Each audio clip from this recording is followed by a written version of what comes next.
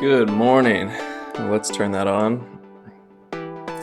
As you can see, I'm a bit under the weather, but as they say, the show must go on, so let's get going. We have a couple of fantastic articles for you today. That moment when you land on the moon, break a leg, and are about to topple over. And then this article that's related to the potential Blue Origin purchase of the United Launch Alliance, which will be coupled in with this article from Payload Space. Honestly, I'm excited to do this episode despite how I look. Let's get into it. My name's Mike. You are watching Aerospace News. Space News. Here's a photo of Odysseus, otherwise known as Odie, the moment before it gently toppled over. We can see a broken lander leg here. This truss is disconnected from one endpoint. After 6 days and the public release of new images, engineers have finally pieced together the moments before, during, and after the Odysseus lander touched down on the moon. During a news conference on Wednesday, the chief executive of IM described what the company had learned. For this powered descent of this lunar lander onto the moon's surface, there were some altitude problems. They didn't actually know how high above the moon's surface they were. The robot was autonomously strictly using cameras to guide itself down. Very difficult. If your lander thinks you're 100 meters above the surface of the moon, it's going to be firing its thrusters at a different rate than it would be right above the moon's surface. Obviously, you want to be going as slow as possible, and their descent here was something like 3 meters per second, which is 2 meters per second faster than the desired descent speed. From the control room in Houston, the mission operators watched with fraying nerves as the rangefinders had failed. So the rangefinders are supposed to assist with terrain relative navigation as well. They didn't actually know, or at least the cameras that were set up to tell them to land in spot A versus spot B, because one of these spots is more flat than the other. Those cameras weren't working because they forgot to remove the giant remove before flight tags. Well, perhaps they didn't even have them on before actually sending this lander to the moon. So some of the cameras wouldn't work. They uploaded a software patch to get other cameras working. Clearly, they were having issues with their altitude data. Very tough landing in general. The last-minute effort to use altitude data from a NASA payload on board failed because of the flight computer. It just couldn't ingest it in time. So the lander was, in essence, coming down to the moon without any real-time altimetry data. The last communication appears to show that Odysseus had touched down on the moon and was upright, but then, to their horror, all telemetry from the spacecraft ceased. The data on the flight controller's consoles in Houston froze. They feared the worst. The article also talks about how the lander was skidding, and what they mean by that is that it had a non-zero horizontal velocity. If you're trying to, drift your car, you're turning it sideways and you're moving you are now skidding at, let's say, 1 meter, 2 meters per second. And the only thing that's slowing you down is the friction created between the tires and the asphalt. Whereas here, the skidding has to be slowed down by the friction created between the moon's surface and the lunar lander legs. About 10 minutes later, the lander sent a weak signal back. In that initial trickle of data based on the lander's inertial measurement unit, IMU, it appeared that Odysseus was partly on its side, but there were confusing signals. Today's Thursday, so on Wednesday, I assume they mean yesterday, the 28th, the CEO explained what the team had since pieced together. Because of the lack of altimetry data, Odysseus thought it was about 100 meters higher above the lunar surface than it actually was. So when it touched down, it was traveling about 3 times faster, so 3 meters per second. They hit harder than expected and skidded along the way. They are able to show that there was a spike in the engine's combustion chamber, which is consistent with the bell-shaped engine nozzle coming into contact with the lunar surface. What I'm curious about is the spike in which data. Are they reading out the pressure in the internal combustion chamber, and that's where this spike occurred? Or is there more of a mechanical sensor somewhere on the ship that showed this spike? If anybody has, can we find detailed information about the IM lander design? Intuitive Machines has to say. Nothing obvious, and nothing on design there, so I'm not going to dig too far. Funding overview. This might help us. So it's a pressure-fed gimbaled VR900 main engine using Methalox, pressurized by helium gas to produce certain thrust. Electric power, solar panels, obviously. Structure, 6 landing legs, guidance, navigation. Yes, it's not going to give us too much details. This is a private company, so unlike NASA, they are very unlikely to release a lot of details on their technical design. Canadian CIS is delivering a low-cost optical payload to the Malaparte crater. As a proud Canadian, whenever I see our name anywhere, I must inquire. So it's a space systems and space vehicle development company in Ontario, focused on micro and nano space technology with smart vehicle designs for planetary, orbital, and terrestrial environments. Cool. So it provided a camera capable of taking 360-degree images for an ice-based mission, and then here they had a telescope called ILO-X. So hopefully we'll learn more at some point. We see our friend Jeff Faust, whose articles we've read many of, cited in the references. Very cool. Anywho, back to it. So it's perhaps worth pausing a moment here to consider that this spacecraft, launched a week earlier, had just made an autonomous landing without knowing precisely where it was. This scale actually impresses me quite a bit, the fact that we are able to launch a vehicle from Earth and have it land on the moon within a week. That's phenomenal. Now it's found itself on the moon. Upon impact, one or more of the landing legs snapped as it came down hard. Then, at that very moment, with the engine still burning, an onboard camera snapped an image of the scene. So here, the lander clearly leaned over onto the moon's surface. It appears that as though the thrusters are still applying power, hence the light coming from the bottom of the machine, and the iconic orange tank. I've never figured out what exactly this is and exactly what's covering it, but I assume this is some sort of thermal wrap, and perhaps these are the helium tanks.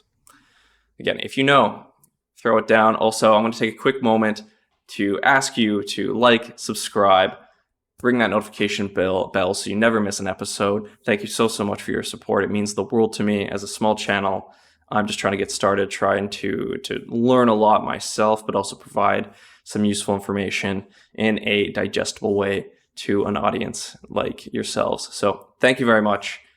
We'll keep on keeping on. So sleepy time. The lander is expected to experience about 3 weeks of extreme cold. Here they mention it will go to about minus 173 Celsius in a few days, which will most likely destroy the onboard lithium-ion batteries, therefore fully ending the mission. But if it doesn't, they may be able to communicate with the lander again in 3 weeks once the solar panels will be exposed to sun and are able to charge said batteries. We'll keep that in mind, and otherwise, congratulations again to the Odysseus mission, everyone involved. This is not easy. Space ain't easy. Moving on.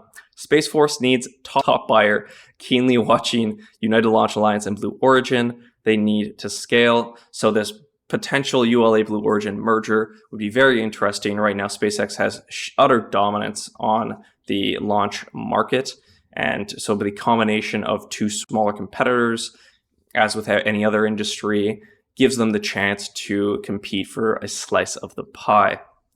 Frank Calvelli applauded the successful inaugural launch of the Vulcan rocket. So back in January, the Vulcan rocket launched the Peregrine spacecraft, which unfortunately had a fuel tank rupture. But the Vulcan launch itself was very successful, and so ULA is now looking to launch once a month their Vulcan rocket to fulfill the contracts that were laid out. I believe most of which are from NASA. So they want to emphasize the need to adopt a faster paced launch schedule. So Frank Cavelli, who is the Assistant Secretary of the Air Force in charge of Space Force acquisitions, said a top concern for his office this year is the launch tempo of ULA. It's important for them to watch two amazing companies. Okay, so he wants eyes on the ULA Blue Origin merger and talks about how they need to scale. So they talk about how there would be a dramatic change in the culture of ULA, which has only flown 6 rockets a year on average over the past 5 years. Obviously, as a kind of a monopolistic, it was a monopolistic decade for the ULA and the launch industry, and now with the introduction of SpaceX and their reusable booster system, that's no longer the case. SpaceX is a more financially sustainable model, and also it has a faster development timeline, so they can get more rockets to the launch pads faster, and they have a really high success rate, 98.5% over their 300 or so Falcon 9 launches. ULA's Vulcan was selected by the Space Force to launch 60% of the 48 missions projected for the National Security Space Launch Phase 2 contract. So this is back in 2020, pre-COVID. Well, SpaceX won the other 40%. Due to delays, that percentage split was changed to 54-46. So they're losing money. They have the contracts in their hands, and because of delays, they're just giving business to SpaceX. I'm sure that doesn't feel great.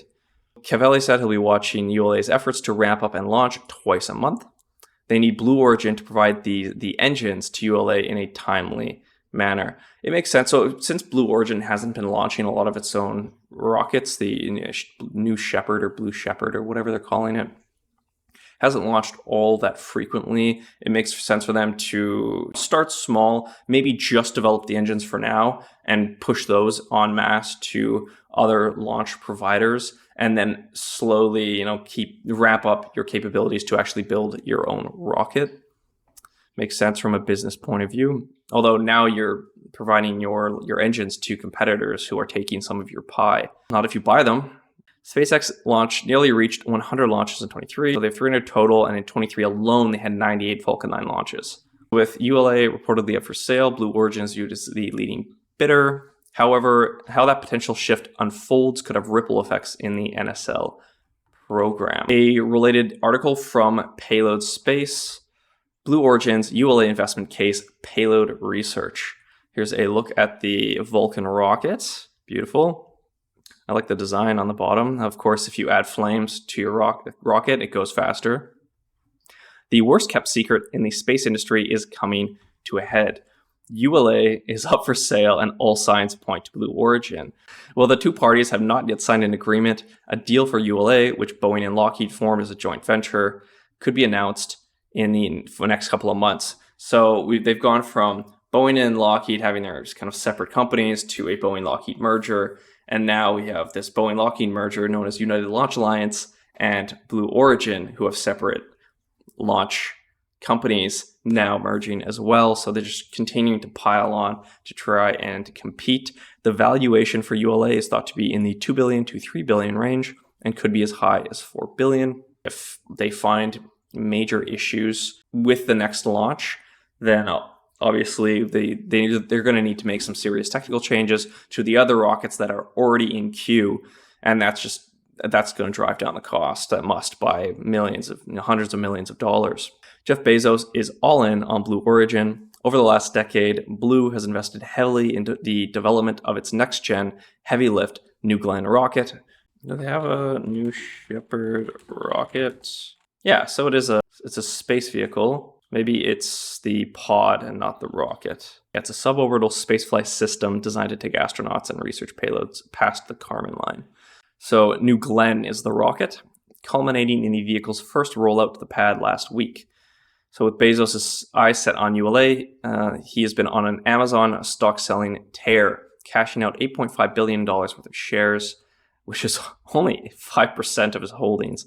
That's incredible. So if he's selling $8.5 billion worth of his shares, that means he must be paying tax on those, and assumedly 50%. The richest people in the world are often the best at avoiding tax.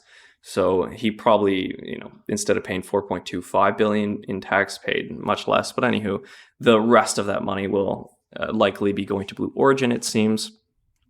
So why would Blue Origin want to buy ULA? Because ULA is a legacy launch business building expendable rockets and banking on the unproven Vulcan, while Blue is laser focused on developing its cutting-edge 45-ton to low Earth orbit reusable New Glenn rocket. So you get the mix of something that's ready that you can just launch right away for a small cost of up to $4 billion. And then you have your research department developing your new line of rockets. So the ULA business strengths. The Vulcan had its January maiden launch. The Vulcan has a lot of R&D invested into it. And apparently those are starting to pay dividends, although they don't specify. There is a strong projected Vulcan ramp. So the company aims to launch Vulcan 6 times in 24 and then ramp up to 2 launches a month by 25. There are some Kuiper contracts. So Kuiper being the adversary to the Starlink mega constellation. So ULA has sold over 70 Vulcan launches, including 38 Kuiper missions. There are, as mentioned, the NSSL contracts, so 60% of the 48 missions in 2022. They're all scheduled to launch, and they don't want to give any more of those to SpaceX. And those are valued at roughly $118 million, representing roughly $3 billion in backlog. Awesome. And the business risks. So obviously the Vulcan is not reusable. Therefore, you're just kind of throwing away a wonderful blood, sweat, and tears project every time you launch it. Although designs are underway to eject its BE-4 engines post-launch and recover them via an inflatable heat shield and parachute. Rocket Lab was experimenting with catching its boosters by having a helicopter hook onto the parachute as it came down. I don't know how much progress they made on that so far. Competition Vulcan competes with the Falcon 9.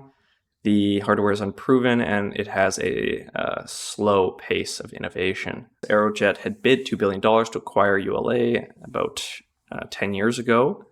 So if they bid $2 billion 10 years ago and it's worth up to $4 billion now, they really haven't made any sort of significant gains in their market capitalization or in their valuation as a company. L3Harris bought Aerojet for 4.7 last year.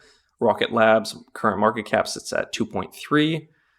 Boeing's 2023 10K, the company values its ULA equity at $500. Considering the company's 50% equity stake, Boeing's implied ULA valuation is $1.2 billion. Blue Origin wants to buy it for potentially up to $4, but it's only worth $1.2. That's you always buy other companies for a premium, but that 100% is quite the premium, and it's not, and it might even be more than that. ULA's profitability is declining. It had a peak of $650 million in 2016 to $80 million in 2023, primarily due to the Vulcan transition and share loss to SpaceX. It had far more launches about a decade ago, 14, compared to 3 this year or last year.